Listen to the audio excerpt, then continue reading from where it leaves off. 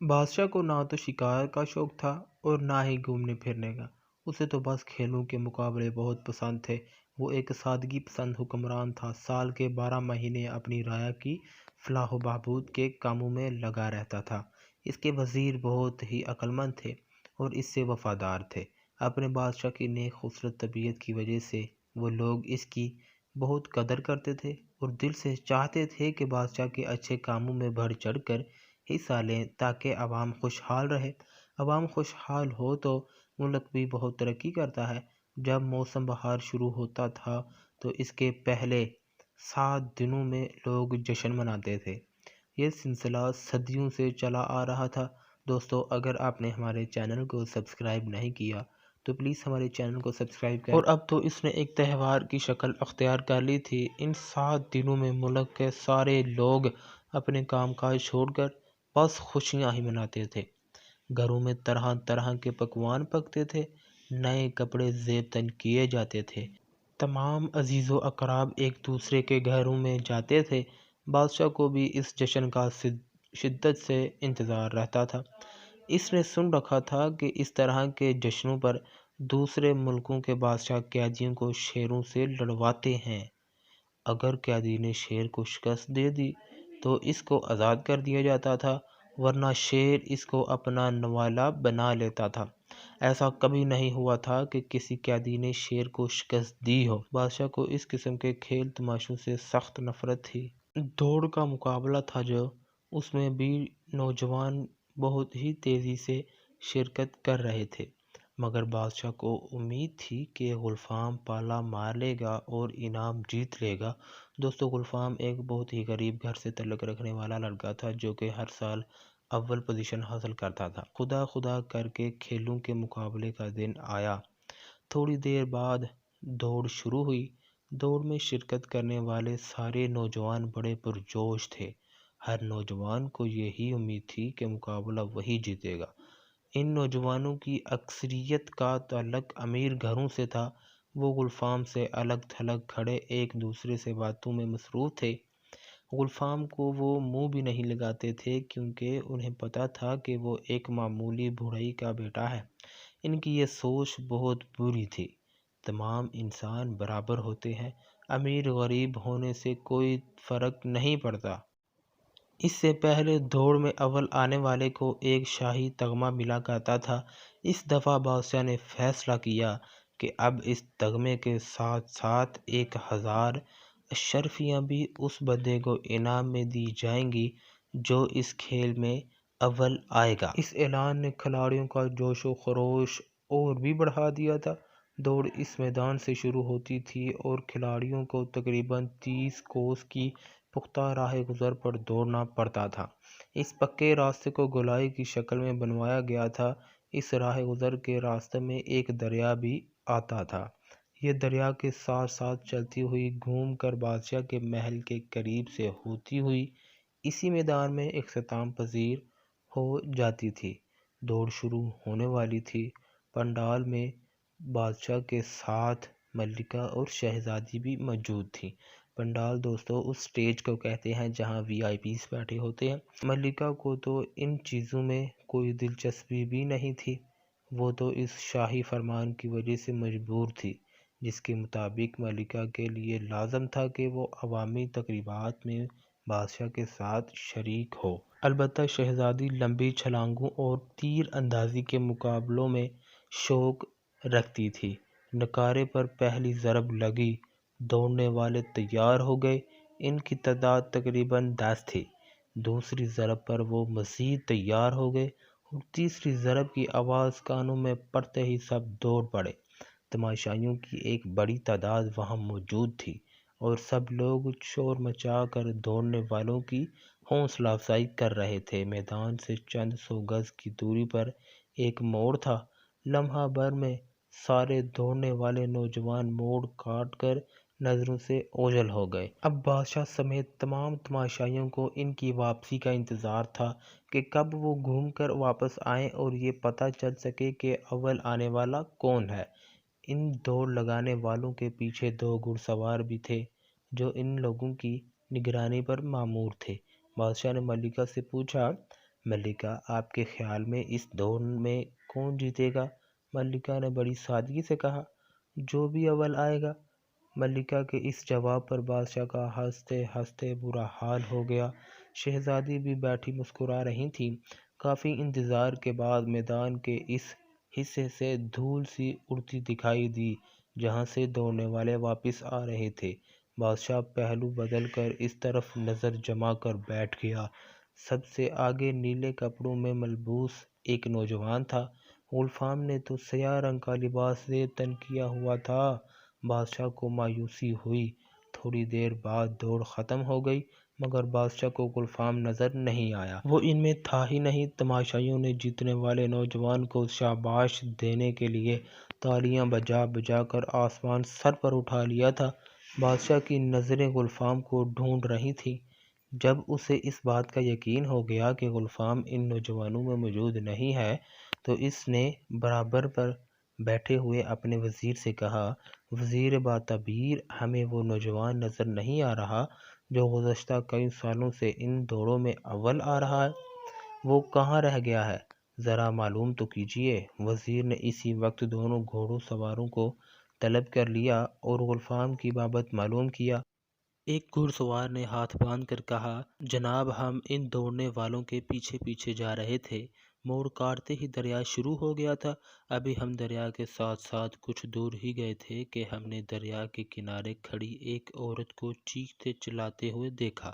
اس کا گمسن بیٹا دریا میں گر پڑا تھا اور ڈبکیاں کھا رہا تھا۔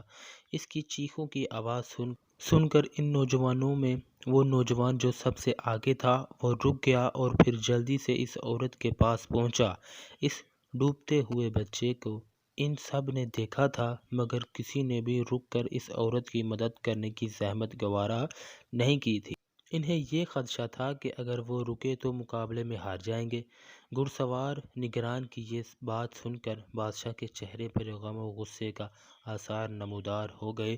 وہ تمام نوجوانوں جنہوں نے اس دوڑ میں حصہ لیا تھا شرمندگی سے سر جھکائے کھڑے تھے۔ بادشاہ نے ایک قہر آلودہ نظر ان پر ڈالی اور بولا، ہمیں یہ سن کر سخت افسوس ہوا ہے کہ ایک انسانی زندگی کے مقابلہ میں دوڑ کے مقابلہ کی کیا حیثیت تھی۔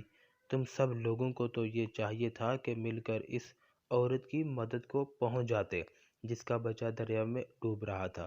ہم اس مقابلے کو منسوخ کرتے ہیں کیونکہ اس کا ایک کھلاڑی اس میں شرکت نہیں کر سکا تھا، جبکہ قانون یہ کہتا ہے کہ دوڑنے والوں کی تعداد 10 ہونا چاہیے، نہ ایک کم نہ ایک زیادہ۔ یہ سن کر جیتنے والے نوجوان کا چہرہ لٹک گیا۔